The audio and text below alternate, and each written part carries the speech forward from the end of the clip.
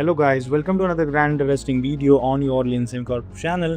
And in this today's tutorial, we are going to understand about using in detail AGV process flow for delivering our material from one station to another.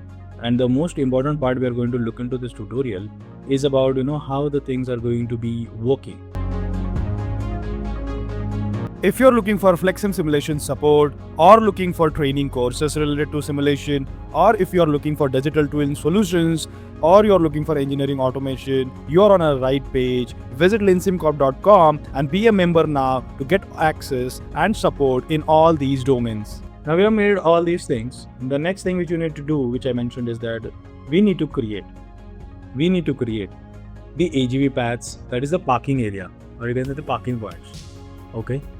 Why parking points? That is very important for us, okay, because of the parking points, they are going to be an important role. So I'm just adding these 2, 3, 4 and 5. Let's assume that we are going to use 5 AGVs, right?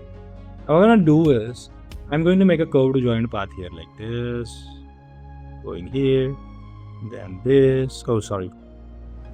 You need to reverse this direction by coming at this location. Fantastically great. Then I'm joining this path to here. Okay. Then I'm joining this path to here. And then I'm joining this path to here. Great. We have our paths been created. We'll just put in our control points now. The control points are here. Here comes the control points.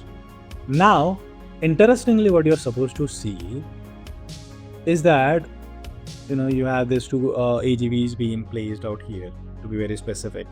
Now what you're supposed to do is you're supposed to bind up these AGVs onto the top. Why bind up? Because then you're gonna assign these out there.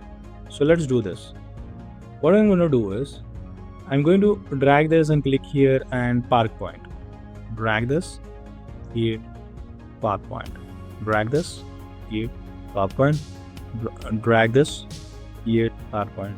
Similarly for all other areas. The moment I do reset, right, and the moment I'm gonna run, the AGV is going to go into the parking area. This AGV one, if you could see, it went onto the top area, correct? Similarly, if I have this AGV 2 also connected to this area, I'll just show you. Okay, I'll make this connected to here rather than here. The moment I reset this and I run this, I will have AGV 1 going here, AGV 2 going here, 3, 4, 5. Accordingly, they will be parked. Okay.